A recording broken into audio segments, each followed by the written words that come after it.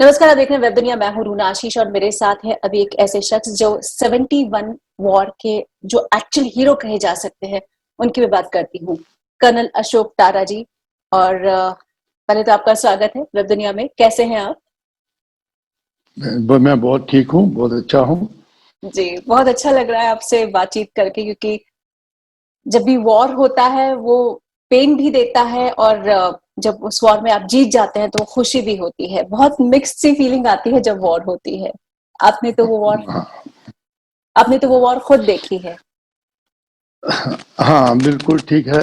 अभी वार का जो एक्सप्लेनेशन है, सबसे पहले तो मैं ये बताऊंगा कि 71 लड़ाई से पहले कुछ महीने पहले ही मेरी शादी हुई थी।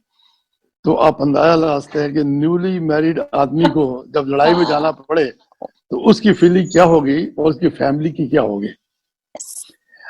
अच्छा, तो ये है थोड़ा सा फीलिंग की लड़ाई से पहले फौजी की जो हालात होते हैं, उसकी जो फैमिली बैकग्राउंड है, उसके लिए बहुत उसको देखना पड़ता है, सेक्रीफाइस करनी पड़ती है।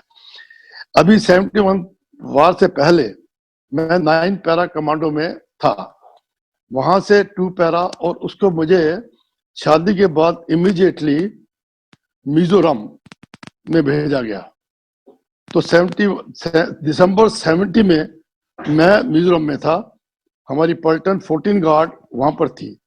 मुझे जो है ये 71 जनवरी के अंदर एक दिमागिरी पोस्ट है जो मिजोरम में है और चिटागांग हिल के अपोजिट है, और उसके दोनों के बॉर्डर के बीच में कर्नाफली रिवर है। 70 जनवरी तक तो किसी को इसके बारे में मालूम नहीं था, पॉलिटिकल प्रॉब्लम नहीं था कोई बांग्लादेश में। लेकिन फरवरी मार्च में ये प्रॉब्लम शुरू हो गया था। और जब मैं पोस्ट दिमागी पोस्ट में, सबसे लास्ट पोस्ट है, वहां से हमने देखा कि रिफ्यूजी जो हैं वो आने शुरू हो गए थे। और जब रिफ्यूजी मिजोरम की तरफ आने शुरू हुए चिटागांग हिल से, तो मुझे हुक्म था कि उनको लुक आफ्टर करना। तो शुरू शुरू में तो इतना स्ट्रेंथ नहीं था, तो हमने जो permanent semi permanent forest department की जो एकोमोडेशन थी उसमें एकोमोडेट किया। लेकिन मार्च अप्रैल के अंदर रश बहुत ज्यादा हो गया, तो हमें अपने फौजी टेंट तक उनको देने पड़े। बाकी मेडिकल और खाने का, रहने का सब हमने उनको दिया। और साथ ही जो जवान लड़के लड़कियां और जो फिजिकल फिट थे, उनको हमने वेपन ट्रेनिंग और क्राफ्ट ट्रेनिंग दी, जिससे कि वो वापस जाकर पाकिस्तान को लड़ सके अपनी आजादी के लिए। अब उनको ट्रेनिंग करने के बाद उनकी हिम्मत बनाने के लिए मुझे भी उनके साथ 2 दफा जाना पड़ा। एक हम गए तो शायद पाकिस्तान को पता लग गया, उनकी स्ट्रेंथ कम थी, तो वो पीछे विड्रॉ कर गए, उन्होंने कोई कार्रवाई नहीं की। जब दोबारा हम गए तो तब तो उन्होंने अपनी स्ट्रेंथ बढ़ा ली थी, इसकी खबर हमको नहीं थी। और जब हम उधर से उनके जो बंकर थे, उनकी पोस्ट थी, बर्बाद करके वापस आ रहे हैं, तो उन्होंने तब हमको एम्बुश किया, फायर किया, जिसमें एक जेसीओ जो था बांग्लादेश का, वो जख्मी हुआ और पानी के अंदर जम कर गया, और अनफॉर्चुनेटली उसकी डेथ हो गई। बाकी हम वापस आ गए। अभी ये छोटा मोटा होता रहता था, लेकिन मई जून के अंदर हमें हुक्म मिला कि लड़ाई बढ़ गई। मार्च 25 को शेख मुजीब रहमान ने बांग्लादेश को इंडिपेंडेंट डिक्लेयर कर दिया। तो इसको देखते हुए, पॉलिटिकल को पोजीशन को देखते हुए, हमको हुक्म मिला कि आप मिजोरम से नीचे अगरतला की तरफ चले जाएं। और हम जो है जुलाई अगस्त के अंदर अगरतला पहुंच गए। अगरतला में काफी फायरिंग वगैरह हो रहा था, रिफ्यूजी बहुत आ रहे थे। हमने वहां पर अगरतला के थोड़ा सा साउथ में अपना कैंप लगाया, अपने जवानों को भी ट्रेनिंग दी, मुक्तिवानों को भी ट्रेनिंग दी, और जो रिफ्यूजी कैंप थे उनका वेलफेयर हमने देखा। अब भी ये कार्रवाई हो रही थी, तो पाकिस्तानी जो फौज थी वो अगरतला के डीप साउथ, बिल्कुल नीचे साउथ की तरफ, वो उन्होंने अपना डेवलपमेंट करना शुरू कर दिया, अपनी रीइंफोर्समेंट लानी शुरू कर दी। और जब वो साउथ में चले गए तो हमें हुक्म मिला कि आप जो भी फौज हमारी पुलिस उधर है उसको रीइंफोर्स करें। और उसको रीइंफोर्स करने के लिए हम वहां पहुंचे। उस जगह का नाम था श्रीनगर। अब श्रीनगर में जो पुलिस पोस्ट थी और ये जो पाकिस्तानी पोस्ट थी उसमें तकरीबन 300-400 गज का फर्क था।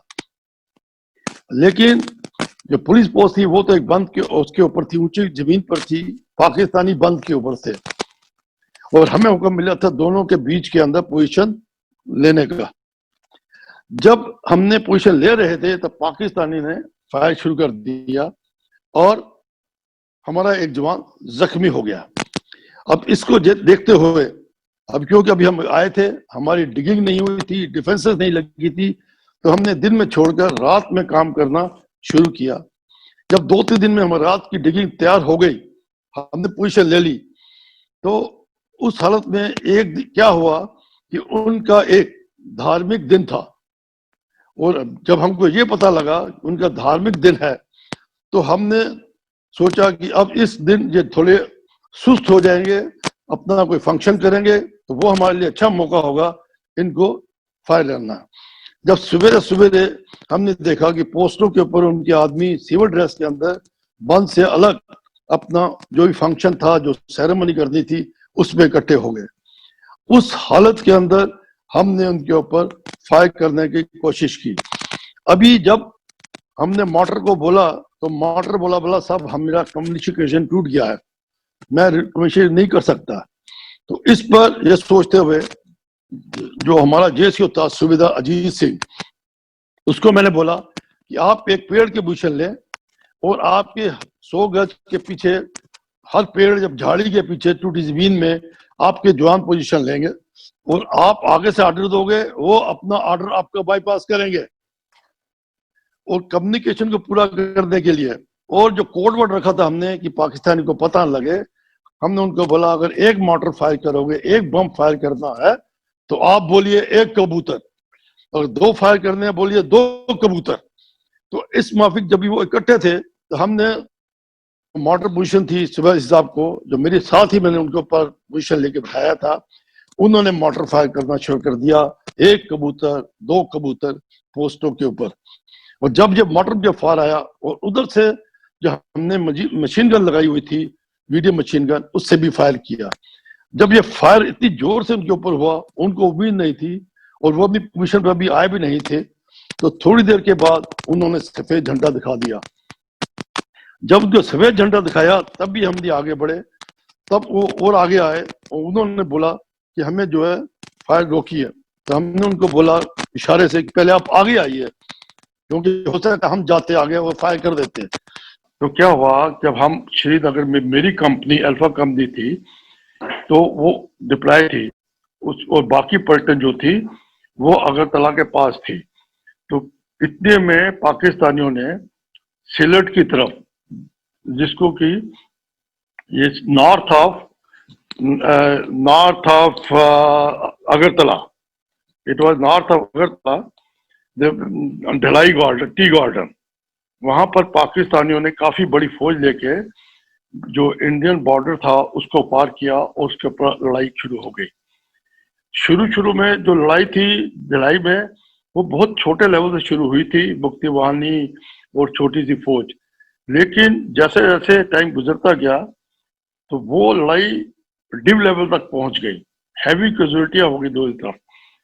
और उस टाइम पर जब ये लड़ाई शुरू हुई थी 27 नवंबर, और मैं उस टाइम पर श्रीनगर डाउन साउथ में डिप्लॉयड था। हमारी पलटन जो अगरतला में थी उसको ऑर्डर मिला कि आप ढलाई टी गार्डन जाइए और जो आदमी है उसको रीइंफोर्स करिए, और मुझे भी आकर मिला कि आप श्रीनगर से उनको ज्वाइन करें। मैं श्रीनगर से चला और 28-29 रात को वहां पहुंचकर पलटन को मैंने ज्वाइन कर लिया। वहां पर हमारी काफी फायरिंग हुई, उसके अंदर हमने उनके ऊपर अटैक किया, ढलाई टी गार्डन को पकड़ा और पाकिस्तानियों के ऊपर काफी हैवी कैजुअलिटी की। इस लड़ाई में हमारे भी एक जेसीओ 2 जवान जख्मी हो गए थे और हमने भी उनको एम्बुश किया, उनको ऊपर काउंटर अटैक किया, उनको जख्मी किया। वो वहां से फिर विड्रॉ कर गए। ये दोनों तरफ से बड़ी फौज हो गई थी, लेकिन किसी वजह से इसको ज्यादा बड़ा पेपरों के ऊपर या वैसे नहीं बताया गया। ये था 27 नवंबर से 2 दिसंबर तक, सॉरी 27 नवंबर से the beginning of December. Now हमको हुक्म मिला, सॉरी ये डेट थी 27 October to 3 November, not Oh, December. oh, This happened, Dalai part battle was on 27 October to 3 November. अभी जब वापस अगरतला में आए तो काफी जो हरकत थी पाकिस्तानी फौज की, पॉलिटिकल प्रॉब्लम रिफ्यूजियों की, वो बहुत ज्यादा बढ़ गई थी। और लग रहा था कि लड़ाई जो है एमिनेंट है, मतलब लड़ाई होनी होनी है, चाहे वो किस लेवल पे हो। तो हमें जो हुक्म मिल गया कि आप बॉर्डर पे जाके रेकी करिए दुश्मन के बारे में। हमने अपने को रीऑर्गनाइज कराया। करने के बाद 1 दिसंबर रात को हमने चुपचाप इन्फिल्ट्रेट किया। हमारी 14 गार्ड ने हमें एक टास्क मिला था गंगा सागर रेलवे स्टेशन, जो कि अगरतला के ईस्ट पाकिस्तान, जो तब ईस्ट पाकिस्तान था अब बांग्लादेश है, उसमें तकरीबन 5 से 6 किलोमीटर अंदर था। और उसकी इम्पोर्टेंस ये थी, एक तो वो हाई ग्राउंड पे था, दूसरा कोमिला से जो रेलवे लाइन आती थी वो ब्रह्मबाड़िया की तरफ और नॉर्थ जाती थी, उसके ऊपर था। तीसरा जो हाईवे था कोमिला से लेकर नॉर्थ, फर्दर नॉर्थ की तरफ, और ब्रह्मबाड़िया दूसरी तरफ जो था वो डोमिनेट करता था। उसको पकड़ने से ये होता था कि जो पाकिस्तानी है उनकी फौज की रीइंफोर्स को रोका जा सकता था। तो हमें ये हुक्म दिया गया कि आप जाइए। जब हमारे साथ एक मुक्तिमानी गाइड भी था जो कि हमको ले, रात को चुपचाप पाकिस्तान की पोस्ट से हमने इन्फिल्ट्रेट किया। और जब हम तकरीबन 2 किलोमीटर, 1-1.5 किलोमीटर उस पोस्ट से इधर रहे तो एक विलेज था, डेजर्टेड विलेज, उसके अंदर हमने पोजीशन ले लिया। वहां से फिर हमने जब पार्टी रेकी की पार्टी, मेरे नीचे मैं था, मेरे नीचे कैप्टन कोहली थे, सुबेदार गिरदारी थे, तो वो मेरे साथ हम रेकी के लिए गए। हमने वहां देखा कि पाकिस्तानियों ने उसको काफी डिफेंस लगी हुई थी, उसकी तरह चारों तरफ माइन था, anti tank mine, anti personal mine थी। और स्टेशन के ऊपर उन्होंने पोजीशन ली हुई थी। और उस पोजीशन का जो गांव था, जिसको गंगासागर गांव बोल रहे थे, गांव नहीं था, एक छोटा सा टाउन था, उसके ऊपर उन्होंने anti tank position, anti air position लेके बैठे, एक स्ट्रांग होल्ड था। जब हमने रेकी कर रहे थे तो देखा कि ये तो बहुत मुश्किल हो जाएगा। इसी दौरान में हमने क्या देखा कि पाकिस्तानी एक रेल का डब्बा उसको पुश कर रहे हैं रेल लाइन के ऊपर सामान ले जाने के लिए। तो उसी टाइम पर हमारे दिमाग में स्ट्राइक किया कि एक ये ऐसी जगह है जो कि पाकिस्तान ने माइन नहीं की हुई, और पाकिस्तानी इससे अटैक को एक्सेप्ट भी नहीं कर रहे, क्योंकि सिंगल रेलवे लाइन के साथ कोई अटैक नहीं करेगा। जब हम वापस आए और हमने अपने सीओ को बताया, सीओ ने भी इसको मानने को नहीं किया। हमने बोला हम अटैक रेलवे लाइन के साथ करें, तो उन्होंने बोला नहीं, ये अनकन्वेंशनल है, आज तक न पढ़ाया गया है ना होगा। और दूसरा जो मेन प्लान है हमारा वो है टैंकों के साथ, आर्टिलरी की सपोर्ट के साथ सवेरे हमला करना। जब हमने सीओ के ऊपर दोबारा जोर डाला, दोबारा पेट्रोल पार्टी गया, उसने भी यही कंफर्म किया।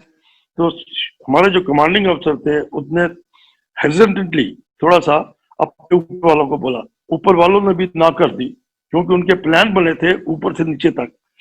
लेकिन जब हमने उनके ऊपर जोर डाला तो उन्होंने कहा कि ठीक है, ये कंपनी कमांडरों ने अटैक करना है, अगर ये जाने को तैयार है तो हम भी तैयार है।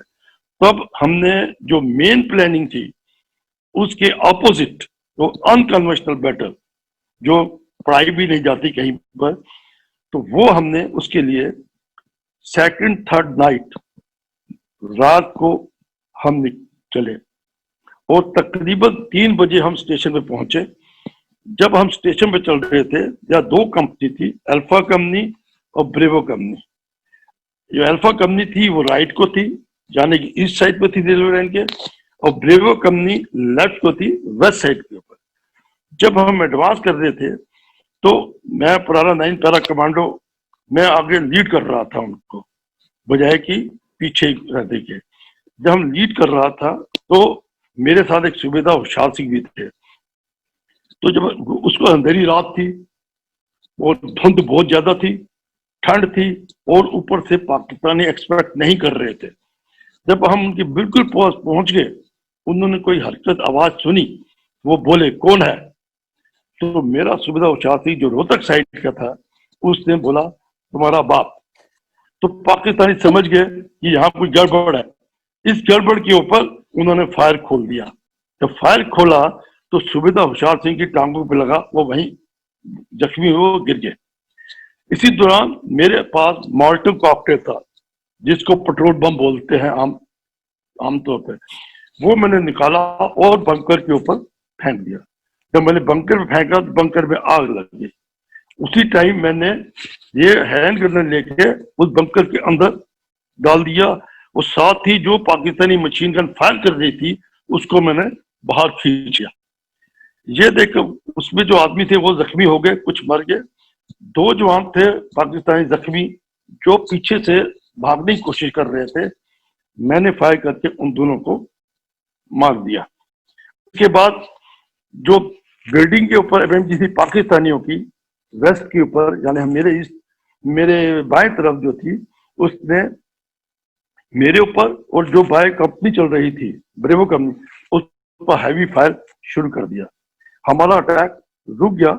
ब्रेवो कंपनी के ऊपर जब फायर आया तो उनके सबसे आगे था लांस नायक अल्बर्टिका। लांस नायक अल्बर्टिका ने अपनी जान की परवाह न करते हुए अपने अकेले ही आगे बढ़ा, और सबसे पहले टर्न जो पाकिस्तानी था उसको मारा, और खुद भी जख्मी हो गया। फिर भी वो आगे बढ़ता गया। जो अंधेरी रात थी, पाकिस्तान उसको देख नहीं सकते थे, मगर उनको मालूम था कोई यहाँ से हरकत कर रहा है। उन्होंने फायर किया, अपना आरटी फायर मंगाया, SOS, मतलब कि सेव अवर सोल। पाकिस्तान में जब वो आरटी फायर आया, उसमें वो थोड़ा सा जख्मी हुआ, लेकिन वो दुश्मन की एमएमजी की तरफ बढ़ते चला गया, और वहां पहुंचकर उसने किसी तरीके से ग्रेनेड बंकर उसके अंदर डाला, और पूरा बंकर जो बर्बाद हो गया, और पाकिस्तानियों का फायर रुक गया। लेकिन पाकिस्तान ने दूसरी तरफ जो मोर्चे इसको देख लिया, इसके ऊपर फायर किया, और अनफॉर्चुनेटली इनकी मौत हो गई। इस लड़ाई के अंदर तब बाकी जब ये शांत हो गए, पाकिस्तान ने पीछे विड्रा भागना शुरू किया, तब मेरी अल्फा कंपनी, ब्रेवो कंपनी दोनों तेजी के साथ आगे बढ़ी, और ये जो हमारी हैंड टू हैंड फाइट हुई बंकरों से सब, उसके अंदर हमारे तकरीबन 30 से 35 जवान जख्मी हो गए हैंड टू हैंड, और 7 आदमी की डेथ हो गई। पाकिस्तानियों के 11 बंदे आदमी जो मारे गए, और बाकी वो भाग गए, और जो पकड़े थे हमने उनको पकड़ लिया। कुछ जख्मी थे, उनको हमने वहां ट्रीटमेंट दी और वहां अपने पास रख लिया। इस लड़ाई के अंदर अल्बर्ट का जो था उसको परमवीर चक्र मिला था, मुझे वीर चक्र मिला था, और 4 सेना मेडल मिले थे। ये लड़ाई ऐसी थी, आप सुनने हैरान होंगे कि यहाँ आरएमओ जो था उसको भी एक सेना मेडल मिला था, आर्टिलरी का जो ओपी था उसको भी सेना मेडल था, और एक लांस नायक तिलकराज था उसको मिला था, एक कैप्टन कोहली थे जो ब्रेव कंपनी के हेडक्वार्टर के साथ गाइड कर रहे थे, उनको मिला था। ये जब करने के बाद जब कमांडर लोग हमारे पोस्ट पे आए, हमारे कमांडर, उनको विश्वास नहीं था कि ऐसा हमला हो सकता है और ऐसे कर सकते हैं, और पाकिस्तान को भी नहीं था। तो ये 3rd मॉर्निंग को हुआ था, तब तक इंडिया पाकिस्तान ने ऑफिशियली वार शुरू कर दी थी। और ये जो हमारा हैंड टू हैंड फाइट था, कम से 2 से 2.5 घंटे तक चला, एक मोर्चे से दूसरे, दूसरे से दूसरे, जब तक तो पाकिस्तानी भाग नहीं गए वहां से, क्लियरेंस पूरी नहीं हो गई। इसके बाद क्या हुआ कि हमें मिला एडवांस करे भैरो बाजार और ढाका की तरफ। तो हमने फौज ली, रास्ते में पाकिस्तानी थे, रेजिस्टेंस हुई, जो वाटर चैनल थे उनको पकिया, ब्रह्म पहाड़िया चार की।